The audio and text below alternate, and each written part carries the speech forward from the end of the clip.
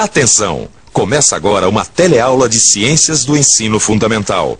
Você vai assistir a teleaula de número 40. Bons estudos!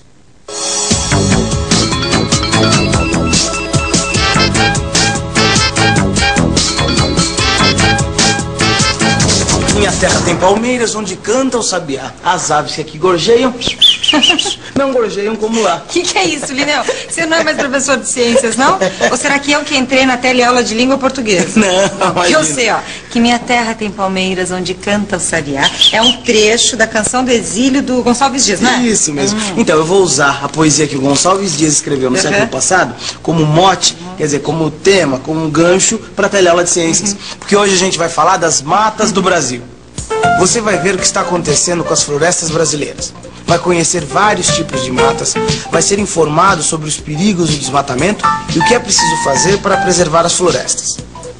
A nossa teleaula sobre as matas brasileiras está começando agora. As florestas brasileiras, que encantaram tanta gente que por aqui nasceu, passou ou morou, estão seriamente ameaçadas. No começo dessa teleaula, você ouviu os versos que Gonçalves Dias escreveu no século passado. Ouça agora o que outro poeta, Carlos Drummond de Andrade, escreveu em 1984.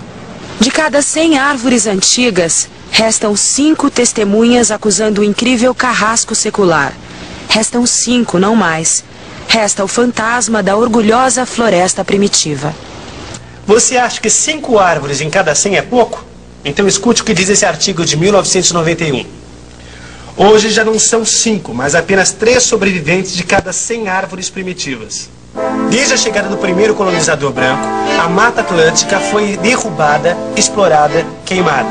Todo esse impressionante acervo natural de cores e formas chega a seu triste limite. Um momento em que não poderá mais sequer ser chamada de floresta. Impressionante, né? Você já deve ter ouvido falar da destruição das florestas no Brasil. A novidade é a rapidez com que isso acontece. Bom, Maria, quer ver? Dá uma olhada aqui nessa tabela, ó. Em 1850, existiam 80% das florestas brasileiras. Em 1907, isso aí já caiu para 58%. Nossa. Em 1935, só sobraram 26%. Em 1952, 18%. Em 1962, 13%. Em 1973, 8%. E se continuar do jeito que está, quando chegar no ano 2000, só vai sobrar 3% das florestas em todo o território brasileiro. Nossa, Lineu, mas o que aconteceu de 1850 para cá que fez com que as florestas fossem minguando desse jeito? Bom, para entender isso, vamos analisar primeiro aqui a Amazônia, quer ver? Dá uma olhadinha aqui. Só a parte da floresta amazônica que fica dentro do Brasil corresponde a 40% das florestas tropicais úmidas que ainda restam na Terra. Calcula-se que 12% da área total da floresta amazônica brasileira já esteja ocupada ou destruída. 12% da área destruída? Ah, Lineu, mas até parece pouco, né? Porque sobrou 88%. Acontece, Maria, que a riqueza da floresta amazônica está nas árvores e não no solo. Mas, Lineu, essa exuberância toda da vegetação só é possível se o solo for muito fértil, não é? Tipo assim, se plantando tudo dá. Aí que tá, Maria, isso é um engano. Porque, na verdade, o solo da Amazônia é pobre. E a única proteção que ele tem é a cobertura vegetal. Porque o ciclo de materiais na Amazônia é muito rápido. Quer ver? Olha só. As folhas caem, são decompostas rapidamente e os materiais restantes se concentram na camada superficial do solo. As raízes então se espalham nessa camada e aproveitam quase que totalmente os materiais em decomposição. Aposto que você não sabia disso, não é? A floresta amazônica está apoiada apenas na camada superficial do solo. E, no entanto, existem árvores de mais de 40 metros de altura. Já pensou? Uma árvore de 40 metros com raízes tão superficiais? Como será que ela para em pé? A resposta está aí nessa foto. Esses contrafortes são as raízes tabulares, verdadeiros muros que sustentam na base árvores com grande altura. Por isso, Maria, que a destruição de 12% da floresta não é pouca coisa. E o desmatamento é a maior ameaça para a Amazônia, não só porque inutiliza o solo, mas também porque desequilibra o clima. Sei, mas o que acontece com o solo e com o clima quando a floresta é derrubada? As primeiras chuvas lavam o solo e carregam a camada fina onde os materiais são encontrados. Não sobra nada para se fazer uma plantação. As nuvens se formam em cima das árvores com a evaporação das águas das folhas e se distribuem com os ventos. A chuva que cai é absorvida pelas árvores. Sem plantas, a chuva não é absorvida. Nada mais segura o solo que é carregado para os rios. Essa lama bloqueia os rios e causa enchentes. O calor aumenta. A luz do sol se reflete no solo sem vegetação como um espelho e a energia solar se perde. Dá para imaginar o que pode acontecer com a floresta daqui para frente, Maria? Vamos pensar um pouco? Vamos pensar um pouco. Se as plantas desaparecem, os animais que vivem das plantas desaparecem também. As fezes dos animais não fertilizam mais o solo. Os insetos e pássaros deixam de visitar as flores das árvores perto do local destruído. Sem essa visita, as árvores param de dar frutos e sementes. Assim, a tendência natural é que a floresta se transforme em deserto. Você deve estar pensando como eu pensei. Como é a sobrevivência das pessoas na floresta tropical? Esses povos da floresta podem nos ensinar alguma coisa. Eles derrubam e queimam áreas pequenas para suas plantações. Assim enriquece o solo para o plantio, mas dura pouco. Então o solo é abandonado antes de se esgotar e a floresta cresce de novo. E quem que são esses povos da floresta, Linneu? Bom, são os índios, né? São os ribeirinhos, que são os habitantes das margens dos rios, os seringueiros, que vivem da extração do látex para fazer borracha. Mas foi a partir dos anos 60 que a Amazônia começou a ser explorada em grande escala. Agora, os que exploram a floresta são os garimpeiros, os madeireiros e os grandes proprietários.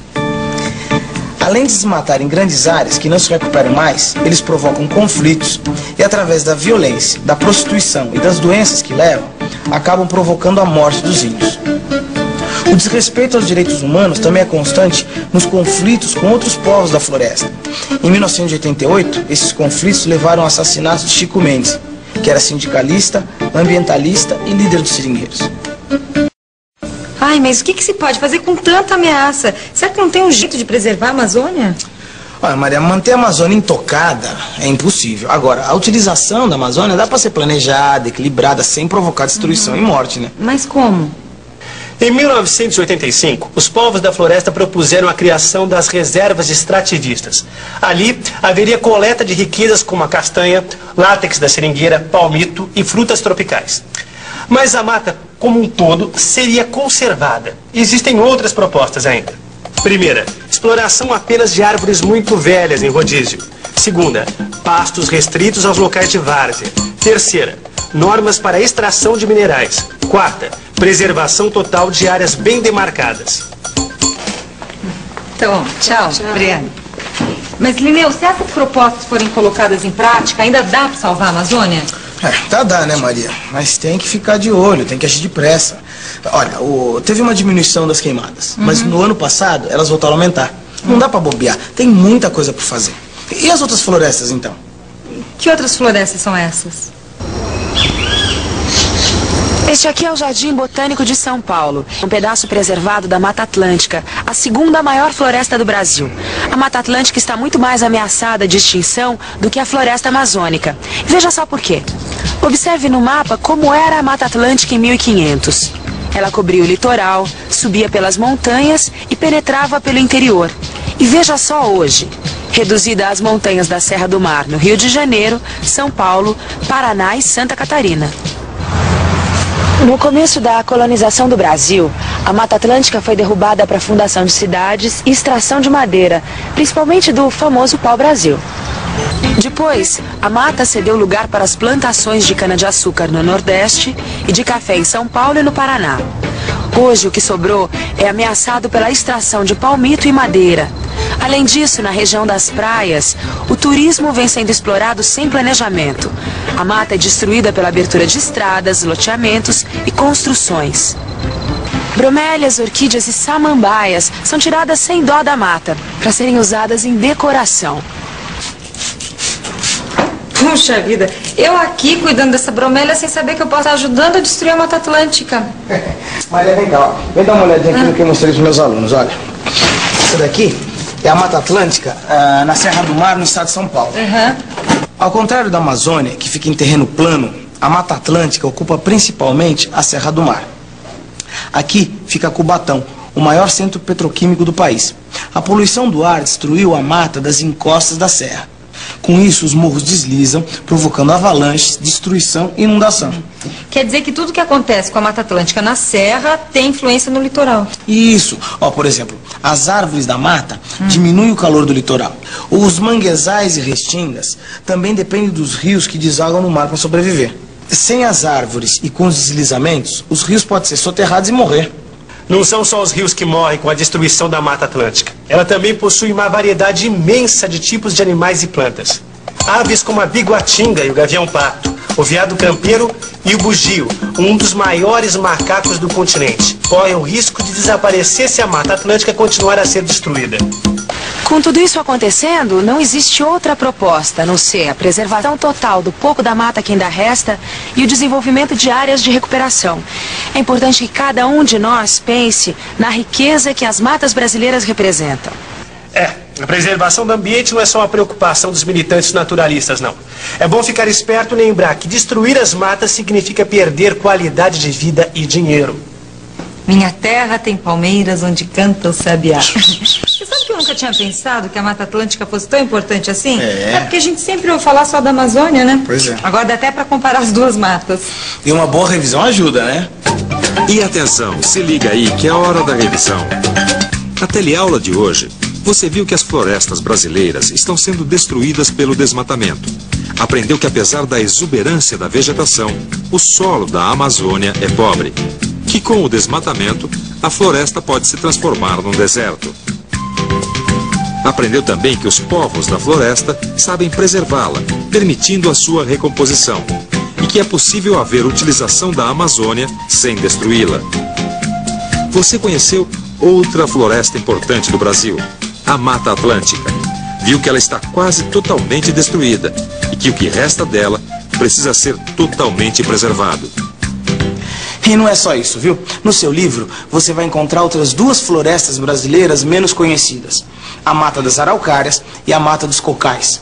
Elas têm características diferentes, mas a ameaça é sempre a mesma, a destruição. Estudando os ecossistemas brasileiros, você vai perceber a riqueza natural das nossas matas e entender por que tantos estrangeiros estão preocupados com eles. Reflita o valor que isso pode ter para nós e para gerações futuras. Até a próxima teleaula.